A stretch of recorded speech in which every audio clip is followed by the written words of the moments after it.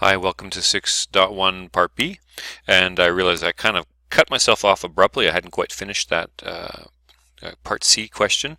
I also noticed when I was looking at this, I did not actually do this one here. So thinking back a little bit about question number 2, the first part is to verify that this is true. So if I plug in x equals 60 degrees, I found out it was true, that the left-hand side is equal to the right-hand side. I'm not going to do part B, but if you plugged in 3 pi over 4, you would find out that once again the left-hand side for that equation is equal to the right-hand side. So that's what a verify is. For the bottom part, it says state the non-permissible values. So I guess the question is, does it work for every single value? Are there any values where this left-hand side is not equal to the right-hand side? Well, yes, there are. There are some, because there are such things as the non-permissible values, and that's when you would get a denominator of 0. So that's kind of where I left off. I need to address the question then, when is cos of x equal to 0, and when is the sine of x equal to 0? So if I like to draw my unit circle here, and I think of when is cos of x equal to 0. Cos x cannot be equal to 0, so x could not be equal to, well, where would that be? I guess that would be here and over here. So in this interval between 0 and 2 pi, that would be at pi over 2 up at the top there, and at 3 pi over 2. So those are my first two answers because of the cos x. And then thinking of the sine x, if I switch to, say, red here, sine is going to be equal to 0 here and here, and again within this interval, I guess then that x could not be equal to 0 and pi, and I won't include 2 pi because it doesn't have that equal sign, but honestly most of the time that would be in there, and in which case we'd also get that 2 pi over there, but I'm going to erase it because that's not the way the question was. Alright, so turning to the next page here, we're going to simplify these expressions. So again, the difference between an expression and an equation. Expression doesn't have an equal sign. So I'm going to draw these vertical lines here just to keep track, and we'll try to go like this. Alright, so probably the best way to start off in most of the time is to change everything to sine and cos.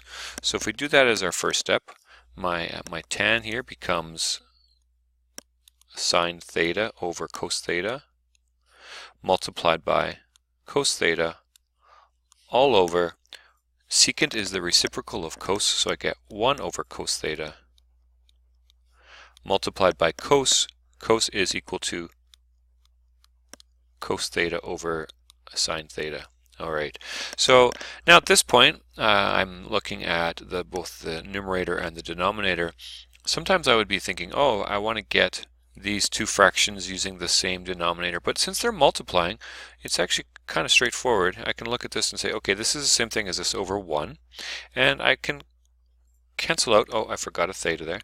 I can cancel out my cos theta and my cos theta in the numerator, and again, when I look at the denominator, I can cancel out because there's a cos theta in the numerator and the denominator. So this is actually becomes pretty straightforward. So my next line is going to be equal to sine theta all over sine theta, oh, did I get, no, all over 1 over sine theta. Okay, so we're almost done. So then I'm going to say, okay, dividing is the same thing as multiplying by the reciprocal. So what I'm going to get here is sine squared theta.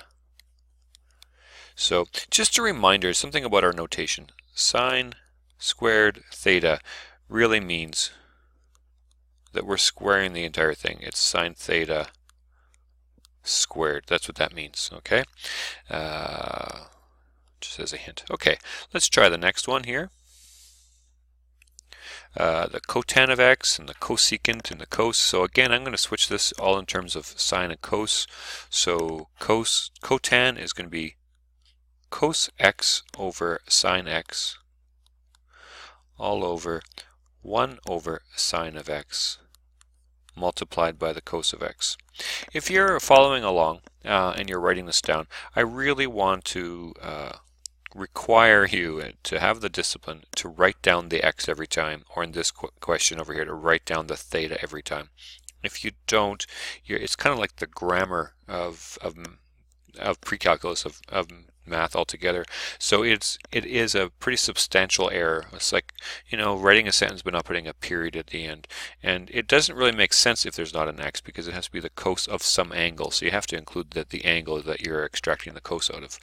All right, so my next line here, I'm going to look at this and say, oh, okay, so maybe I'll combine this together. I'll say cos x over sine of x was all over. This is going to be the cos of x over the sine of x. Hey, my numerator and the denominator are the same. That's equal to 1. Nice. Okay, so for my last one, maybe I'll switch back to blue.